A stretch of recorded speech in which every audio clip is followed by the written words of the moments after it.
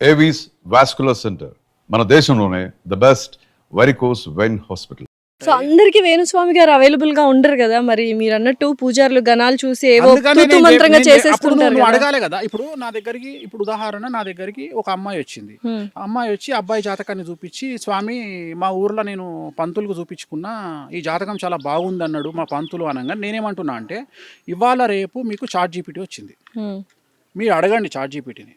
7వ స్థానములో లగ్నాత్ 7వ స్థానములో ఏ గ్రహం ఉంటే పెళ్లికి వనికిరాడు, పిల్లగాడైనా సరే పిల్ల అయినా సరే మీరే అడగండి రా. ChatGPT లో జాతకాలు చెప్పించేసుకోవచ్చు, మనకి చెప్పుకోవచ్చు, బేసిక్ ఇన్ఫర్మేషన్.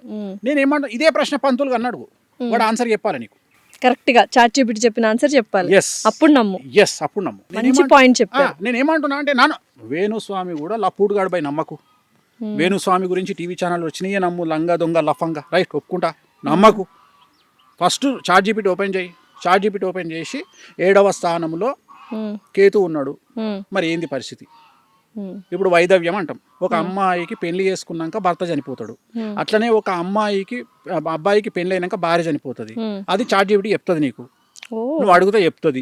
నువ్వు 7వ స్థానంలో ఉంటే పంతులు గాడి చెప్పలే నీకు.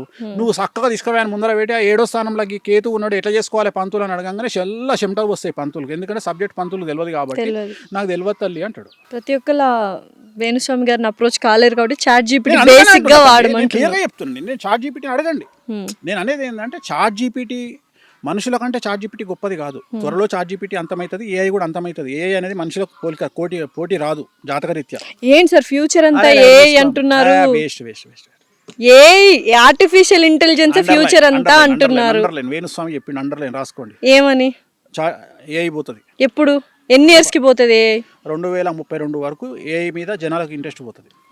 తర్వాత మళ్ళీ ఏమైంది, మనుగడ ఏమైంది? AI ఉండదు. AI నంబర్, కంప్యూటర్ సిస్టమ్ ఇవే నడుస్తాయి, కానీ AI అనేది పెద్ద పీక్ పడగొట్టేది ఏం కాదు. అంటే మనిషి నాలెడ్జ్ ముందర AI నథింగ్. అంతే అంటారు. ఎందుకమ్మా 2+2 4 అని చెప్పడానికి AI ఎందుకు? మనిషి లేడా? నేను అది గొప్ప విషయం కాదు. మనకు మానవ మేధస్సు కంటే గొప్పది చెప్పాలి. ఆల్రెడీ నువ్వు ఏదైతే డేటా లోపలికి ఎక్కించినావో అది AI చెప్తుంది. కానీ రోజు రోజుకు మనము ప్రతిరోజు డిఫరెంట్గా ఉంటుంది తల్లి, ప్రతిరోజు డిఫరెంట్గా ఉంటుంది. సో నువ్వు అంచనా వేయలేవు. జనాలు చేసే మోసాన్ని యూ కాంట్ ప్రిడిక్ట్. నువ్వు అంచనా వేయలేవు మోసాలని కానీ, అభివృద్ధిని కానీ, రాకెట్లను కానీ. You can't predict anything in society. Sir ఇప్పుడు మరైతే బీటెక్ స్టూడెంట్స్ అందరూ ఆర్టిఫిషియల్ ఇంటెలిజెన్స్ అనే కోర్సులో జాయిన్ అయిపోయారు, చాలా చేస్తున్నారు. అప్పుడు మరి పరిస్థితి ఏంటి? చేతగానోడు బ్రతుకు తెరువు, చేతగానోడు కాంపిటీషన్కు భయపడేటోడు ఏఐకి భయపడతాడు. ఇట్లాంటి ఏఐలు వస్తేనే కదా వేణుస్వామి వాల్యూ తెలిసేది. ఇట్లాంటి ఏఐలు వస్తేనే కదా నీలాంటి అమ్మాయిల వాల్యూ తెలిసేది. ఏఐని ప్రశ్నలు అడుగుమను, ఏఐ బెండకాయ కూర ఏమను చేస్తుందా? చేయదు కదా. ఏం చెప్తుంది? 2+2 4 అని చెప్తుంది. నువ్వేంద్రా బాయ్ ఏఐ చెప్పని నేను చెప్పుకోనా? నేను అనేది, ఇప్పుడు నువ్వు ChatGPTని నువ్వు ఏఐని అడుగు, డేట్ ఆఫ్ బర్త్ పెట్టి, అది చెప్పిన దానికంటే 100% నేను మంచి ఇంకెక్కువ చెప్తా. జాతకం బెట్టు కడదాం కెమెరా ముందు, 100% అయిపోయింది. మరి ఇంకా ఏం బీకింది అంటే, ఎవడైతే టాలెంటెడ్ పర్సన్ ఒకడు ఉంటాడు, మన గ్రూప్లో కూడా ఒకడు ఉంటాడు, ట్రైన్ పోతుంటే ట్రైన్ దిగి ట్రైన్ నూకుతున్నా అని దాన్ని పట్టుకొని ఇట్లా పోతుంటాడు. సో అట్టే కష్టం చేయకుండా కష్టం చేసిన అని బిల్డప్ ఇచ్చేటోనికి ఏఐలు భయపెడతాయి. నీలాంటోనికి నాలాంటోనికి ఏఐలు భయపెట్టాయి. మనం ఏఐ అమ్మ మొగుడు. సో ఏఐ ఇంకోటి ఏఐకి భయపడడం కూడా తప్పే. ఎందుకంటే ఏఐ కూడా మనం క్రియేట్ చేసిందే కదా. అంతే. సో మనం క్రియేట్ చేసిన దానికి మనం భయపడేది. జాబ్లు వెళ్ళిపోతాయి. ఈ రీజన్ ఏంటంటే, జాబులు వెళ్ళిపోవడానికి ఆర్థిక మాంద్యం రీజను. మనం ఏదైనా చక్కగా మాట్లాడుకోము. మన దగ్గర ఉన్న గొప్ప విషయం ఏంటంటే, మనం నిజాయితీ, మనం తప్పులను ఒప్పుకోము. ప్రస్తుతం ప్రపంచాన్ని ఆర్థిక మాంద్యం కుదేలు ఒక ఆట ఆడుకుంటుంది. భారతదేశంతో పాటు అమెరికా కూడా అతి కష్టమైనటువంటి పరిస్థితుల్లో ఉన్నది.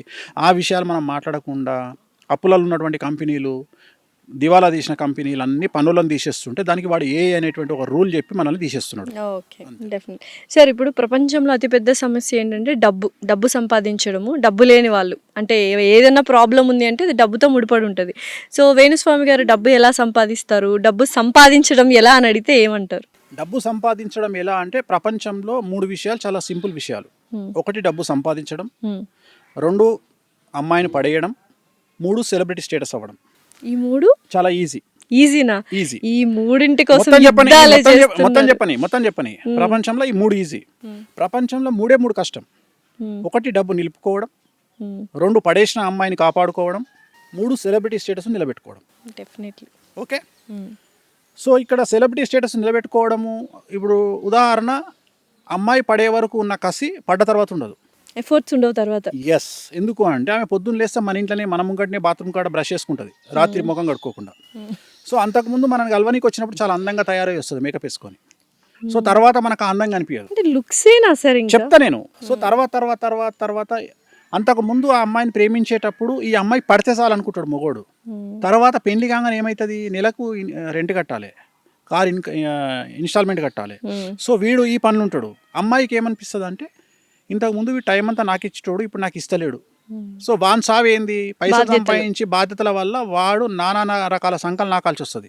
ఈ అమ్మాయి ఏమనుకుంటుంది, నాతో మాట్లాడతలేడు అనుకుంటుంది. రెండోది అమ్మాయి మెంటాలిటీ ఎట్లుంటుంది అంటే, నువ్వు 10 కిలోల బంగారం నెక్లెస్ మెడలేసినావా, రాత్రి 8 గంటలకు అన్నం తినలేదు అని అడగకపోతే ఈ 10 తులాల బంగారం మీకినట్టే.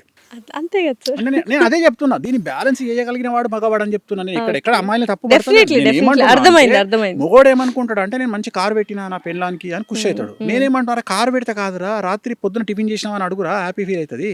ఇంకోటి 5 తులాల బంగారు నెక్లెస్ తెచ్చి గిఫ్ట్ పడేసిన అనుకో, అరే దానివల్ల సాటిస్ఫై కాదురా, గంట సేపే ఉంటుందిరా, మళ్ళీ రాత్రి నువ్వు ఏం తిన్నావా అని అడగకపోతే మళ్ళీ మొదటికి వస్తారా లొల్లి. సో అందుకని నువ్వు అన్ని బ్యాలెన్స్ చేయి. ఇక్కడ అమ్మాయికి కావాల్సిన, భార్యకి కావాల్సినటువంటి ఫుడ్ ఇయ్యి, కేరింగ్ ఇయ్యి, సో ఫ్రీడమ్ ఇయ్యి, అన్నీ ఇస్తేనే ఒక అమ్మాయి నీకు ప్రేమతో అణిగిమణిగి ఉంటుంది. నిజమైన మొగోడు తలుచుకుంటే పెళ్ళాన్ని ఎవ్వనంటే వాడిని పెళ్ళాంతో మర్డర్ చేయించవచ్చు.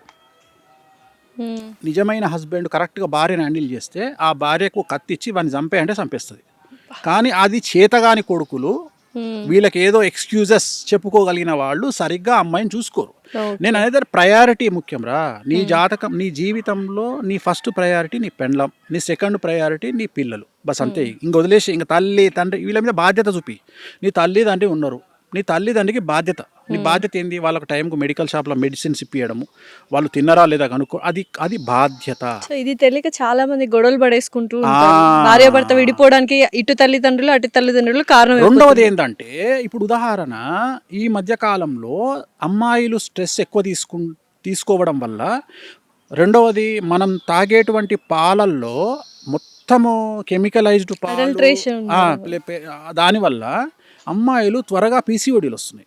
సో పీసీఓడి అనగానే పీసీఓడి ఒకటే కాదు, హార్మోనల్ ఇన్బ్యాలెన్స్. సో ఆల్మోస్ట్ 100 మంది అమ్మాయిలను తీసుకుంటే 90 మంది అమ్మాయిలకు మూతి మీద మీసాలు వస్తున్నాయి.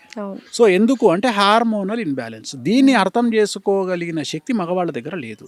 ఇక్కడ విషయం ఏంటంటే, వాళ్ళను ఒక బాధితులుగా చూడాలి మనం, అమ్మాయిలను ఒక బాధితులుగా చూడాలి. బాధితులుగా చూసినప్పుడు అరే వీళ్ళు పీసీఓడి బారిన పడ్డరు, ఒక హార్మోనల్ ఇన్బ్యాలెన్స్లో పడ్డరు అంటే వాళ్ళు ఒక కన్సర్న్ కోరుకుంటున్నారు. అంటే వాళ్ళ బాడీలో వాళ్ళకి తెలియకుండా ఏవో ప్రకృతిపరమైన జరుగుతున్నాయి, కల్లోలం జరుగుతుంది. నేను అనేది, నువ్వు సునామీ అంటావు కదా, ఆ సునామీ సముద్రంలో పక్కకు పెట్టరా. నీ పెండ్లాంలో సునామీ వచ్చింది, నీ బిడ్డల సునామీ వచ్చింది, నీ చెల్లెల సునామీ వచ్చింది, అది గమనించు. ఆ సునామీని ఎట్లా హ్యాండిల్ చేస్తావు అనేది హ్యాండిల్ చేయి. ఆ సునామీని హ్యాండిల్ చేస్తే ప్రశాంతంగా ఉంటుందిరా. సముద్రం ఎంత ప్రశాంతంగా ఉంటుందో ఆడదంత ప్రశాంతంగా ఉంటుంది. అప్పుడు జీవితం చాలా ప్రశాంతంగా ఉంటుంది. ఇది ఎవడు ఎంతసేపు వాడు ఆ అమ్మాయి డేట్లో ఉన్నప్పుడు కూడా నాకు టీ అంటాడు పెళ్ళాన్ని.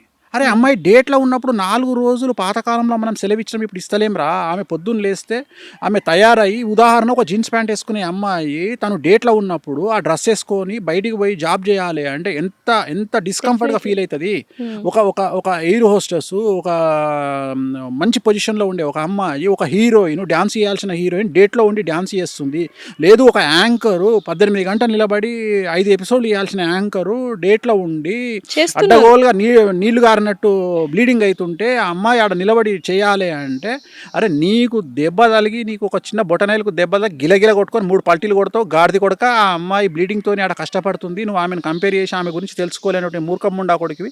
నువ్వు నీ తప్పు పెట్టుకొని నువ్వు అమ్మాయిలను తిడితే లాభమేమో. మూడ్ స్వింగ్స్ వచ్చినా కూడా దాన్ని కూడా అవహేళన చేస్తున్నారు. నేను అదే చెప్తున్నా, అది అర్థం చేసుకోవాలి. ఇప్పుడు తిట్టంగానే ఎందుకు తిట్టింది, సింపుల్ లాజిక్. ఓకే, పీరియడ్స్ లో ఉందా లేదా, ఇప్పుడు అంత దూరం ఎందుకు పోతున్నావు. నేను నా బిడ్డ దగ్గర నుండి పోతుంటే అది ఏదైనా మాట్లాడంగానే డైరెక్ట్ రివాల్వర్ పెడుతుంది. అంటే టపాక్ మన ఒక మాట అంటుంది, అనగా నాకు అర్థమైపోయింది, ఏంది తల్లి అంట అనగానే అర్థమైపోతుంది నాకు. నేను అనుకుంటా డేట్ ఎప్పుడు అంటాను, చూసి ఎల్లుండి అంటది. ఎల్లుండి అంటే 2 రోజుల ముందే దుకాణం పెట్టింది అని ఇక మళ్ళీ దాన్ని దిక్కుపోకుండా ప్రశాంతంగా ఉన్నది ఏమన్నా అర్థం చేసుకుంటాం. అంటే ఇది ఎవరు అర్థం చేసుకోవాలి, మగవాళ్ళు అర్థం చేసుకోవాలి. ఇది అర్థం చేసుకోకుండా దానికి ఇగో అని పేరు పెట్టి, జెలస్ అని పేరు పెట్టి,